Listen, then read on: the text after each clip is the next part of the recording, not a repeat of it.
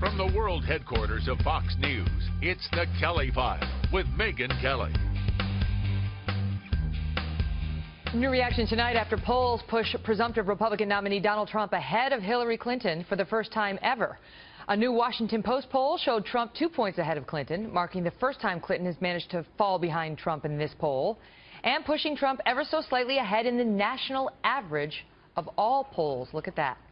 Joining me now, Chris Stirewalt, our Fox News digital politics editor, and Howie Kurtz, who's the host of Media Buzz right here on Fox. Good to see you both.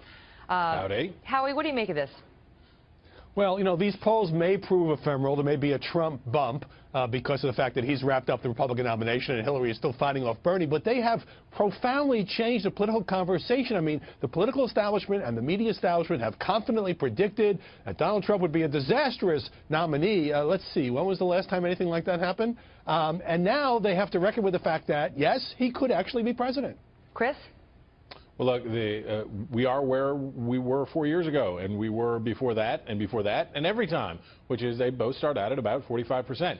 Donald Trump does not run as an ordinary candidate. He does not campaign as an ordinary candidate. He is extraordinary.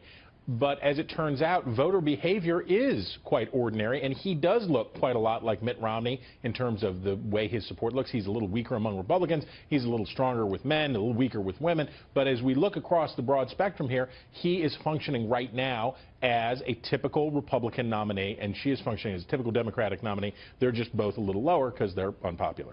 That's the thing, Howie, is that Romney got a 4-point bounce when he secured the nomination. Trump got a 4-point bounce when he effectively secured it.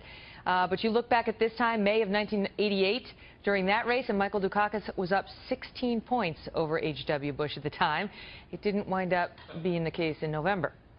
Oh, I always get on my soapbox and say, you know, don't fall for these early May or June polls because so much can happen. The campaign isn't played out on paper, and these can change dramatically. But Trump had a psychological barrier to get over, which is if he went into the general election right now 10, 15, 20 points down, it would make the Never Trump crowd say, aha, we see this guy was the next Barry Goldwater. And I think this has really, again, this is just a snapshot, but I think this siphons the gas out of the tank of the Never Trump crowd and the super-duper long-shot third-party conservative bid crowd because it shows that Trump, at least for now, is competitive. Does it, Chris? Because, you know, obviously national polls are interesting, but the election is won or lost on the state-by-state polls, and in particular how it's going in the swing states.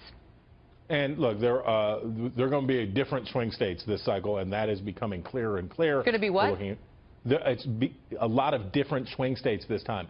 Arizona, Georgia, typical Republican strongholds, those look to be swing states, but so does Minnesota, so does Wisconsin, Maine, New Hampshire. These are states with huge numbers of white voters, lots of blue-collar whites. So maybe. So we're getting, you know what we're getting to do? Look at the whole country again instead of just caring about 3 counties in Ohio and Florida, and that's good for us. That's right. Now, the other thing that we've seen in these polls, though, Howie, is, oh, my goodness, the electorate does not like these 2 people.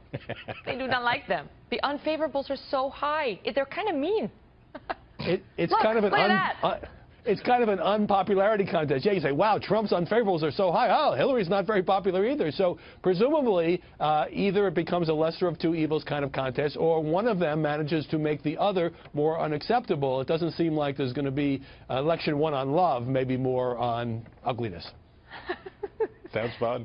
So could make some late like jokes, that. but I'm not going to. It's great to see you both. Great to see you. You bet.